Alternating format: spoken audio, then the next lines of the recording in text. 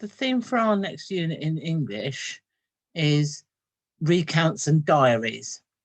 And we're going to start this week by looking at this book, The Day I Swapped My Dad for 2 Goldfish. And we're going to think about writing a personal recount. So I've got the features here for you. You've got this copy in your pack. Personal recount. So what does that mean? Well, help your reader imagine what it was like to be there. You use the first person because you're writing as if it was you. I, me, we, are, us, those sort of words. It's happened, so it's past tense. We use adjectives and adverbs for time, first, next, then, all of those words. It will include dialogue, talking. So that's stuff we did on speech marks is really important. And our plan starts with introduce your recount story, who, what, where, why, when. Set all the all the events in chronological order and reach a resolution, an ending, okay? And the best way to do it, way to get bonus marks, if you like, is to include descriptions of what you thought and you felt and varying your sentence structures. Okay, so your task today is to listen to me as I read this story. Halfway through, I'm going to stop and you're going to make some predictions. And then at the end, you're going to talk about the book. So here we go. This is The Day I Swapped My Dad for 2 Goldfish. And it's by a very famous author called Neil Gaiman. And you can see the pictures done by Dave McKean. Okay, so one day, my mum went out and left me at home with just my little sister and my dad. My dad sat in front of the television reading his newspaper. My dad doesn't pay much attention to anything when he's reading his newspaper. My little sister and I played in the garden. My sister played with her Barbie dolls and I played with putting mud down my sister's neck. My friend Nathan came over to my house. He had a glass bowl with him. There was something in the glass bowl. What is that? I said. 2 goldfish, he said. They are called Sawney and Beanie. Aren't they neat? They were pretty neat. I'll swap you them, I said. What for? Asked Nathan. Word to cut off there. We went up to my bedroom. My little sister tagged along. I showed Nathan my old Transformer robots and my baseball cards and my books. I showed him my old punching bag and my penny whistle that Mum said made her head ache when I blew it. I showed him my old spaceship that didn't float in the bath anymore and the puppet with the tangled string. And I even showed him Clowny, my clown that I sleep with. And every time I showed him, Nathan said, no. We went downstairs. I love pictures in this book. Isn't there anything you would swap for the goldfish? I asked Nathan. They were very nice goldfish. They were reddy gold and they swam backwards and forwards in their bowl. No, said Nathan. Not your Transformer robots or your baseball cards or books or a punching bag or a penny whistle, even if it does make your mum's head ache, or a spaceship or a puppet or even that old Clowny. I thought for a bit. Some people have great ideas, maybe once or twice in their life, and then they discover electricity or fire or outer space or something. I mean, the kind of brilliant ideas that change the whole world. Some people never have them at all. I get 2 or 3 times a week. I'll swap you for my dad, I said. Uh-oh, said my little sister. That's not a fair swap, said Nathan. I've got 2 goldfish and you've only got 1 dad. He's bigger than your goldfish, though, I pointed out. He's as big as 100 of your goldfish. Can he swim? Asked Nathan. Better than your goldfish. Liar, said my little sister. He splashes at the swimming pool. Okay, said Nathan. He gave me the 2 goldfish in the goldfish bowl and took my dad away with him. I watched the goldfish for a while. You'll get into trouble, big trouble when Mummy gets home, said my little sister. Won't. You'll see, said my little sister. When my mother came home, I said, Mum, can we buy some goldfish food? If we have to, dear, said my mother. Where's your father? Come and see my goldfish, I said. Aren't they pretty? Very pretty, dear, said my mother. Said my little sister. Don't speak with your mouth full, darling, said my mother. She shouted upstairs. She knocked on the bathroom door. She called into the garden. My father didn't reply. That's very odd, said my mother. Said my little sister. Don't pay any attention to her, I said. Come and look at my goldfish. But my mother untied my little sister and took the sock out of her mouth.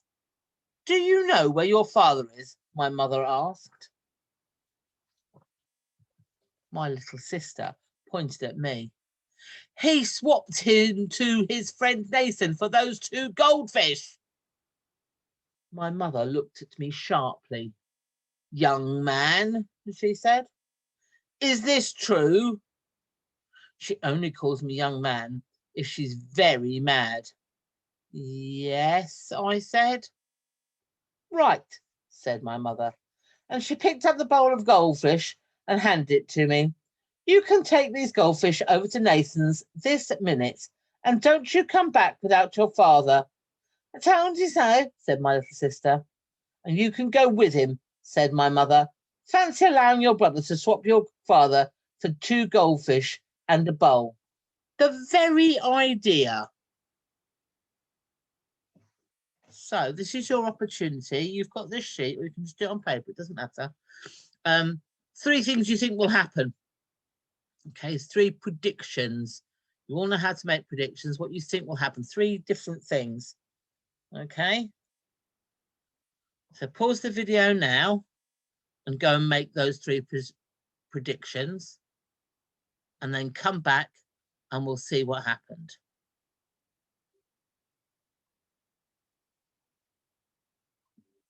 Okay, let's go ahead then. So we went over to Nathan's house. He only lives over the road. I knocked on the door. Nathan's mother came out. Is Nathan here? I asked. Where did you get those goldfish? She asked me. They were a present to Nathan from his Aunt Violet. I swapped them, I said, and now I have to swap them back again. She sent Nathan out to talk to me. Here are your goldfish, I told him. Thank you, said Nathan. Now can I have my dad back, please? Well, said Nathan, yes and no. Uh-oh, said my little sister. What's that supposed to mean? I asked Nathan. Follow me, he said. We went upstairs to Nathan's bedroom. It was even messier than my bedroom. Nathan had an electric guitar, a big white one. I swapped this electric guitar with Vashti Singh, he said. Nathan, I said to him, what did you swap to Vashti so she would give you her electric guitar? If you get off me, I'll tell you, he said. I got off him. I swapped your dad, he said. Humph, I said. Humph, said my little sister. Well, he wasn't very exciting, said Nathan. All he did was read the paper.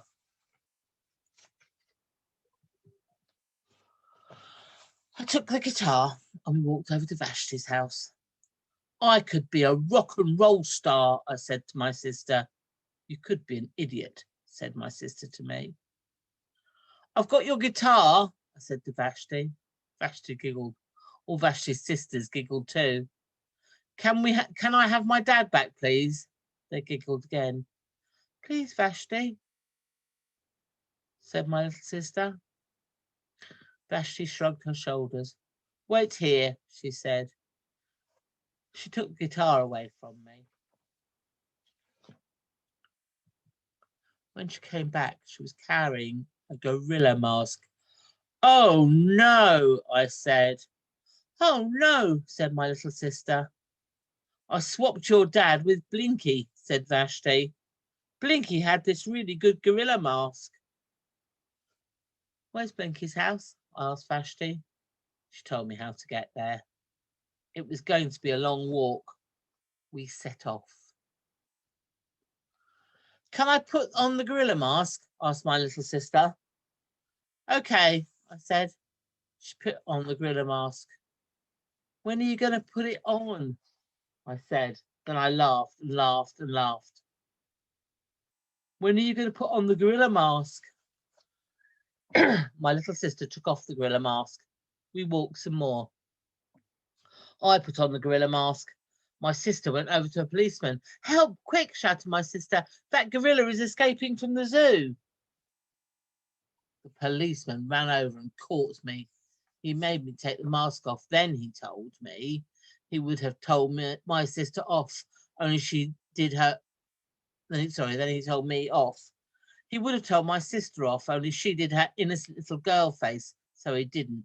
It's not fair. Hee hee, said my sister. Watch it, I told her. Just watch it, that's all. Blinky had a very big house. We went up to the front and rang the bell. The butler came out. Can we speak to Binky? I said to the butler. Whom shall I say is calling? Said the butler. Me, I said. And me, said my little sister.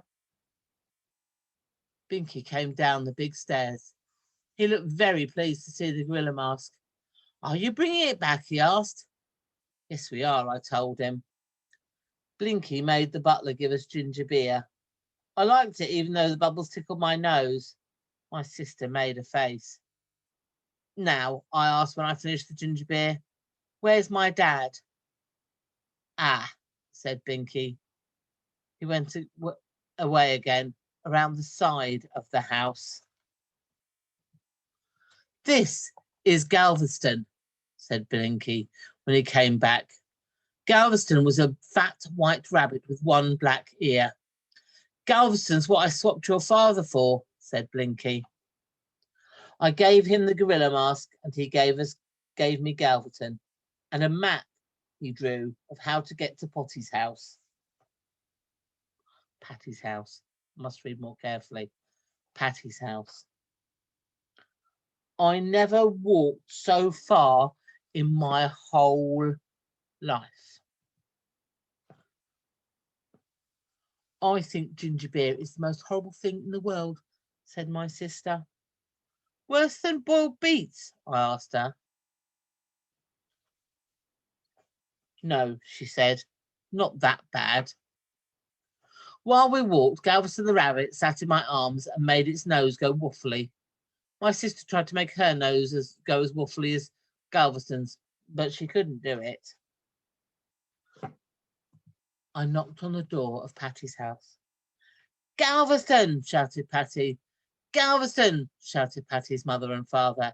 Galveston, shouted Patty's brother. Galveston, shouted the Queen of Melanesia, who was there on a visit. Really? They took the rabbit away from us and fussed over it and gave it some lettuce. Patty took my hand. Thank you for bringing Galveston back, she said. We missed it. We walked into the back garden. There was a little rabbit hutch there, and next to the rabbit hutch was a little run with chicken wire all around it. My dad sat on the grass in the chicken wire run, reading his newspaper and eating a carrot.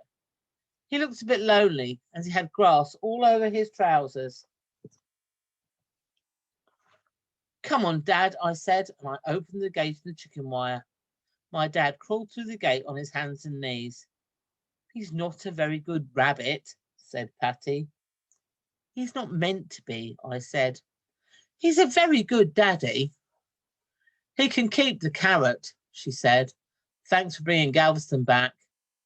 No problem, I said. See ya. You like her, said my sister. I can tell. I'm going to tell everyone at school. Last week, my little sister told everyone at school that I was a space alien pretending to be me. If you do, I told her, I'll tell everyone that you're secretly fat. Children, said my father, and he carried on eating his carrot and reading his newspaper until we got home.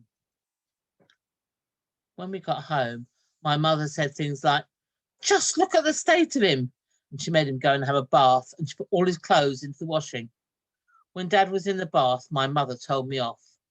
And when she'd finished telling me off, she made me promise, cross my heart, that I would never, ever swap my dad for anything ever, ever again. And I promised, so I won't. But I never promised anything about my little sister.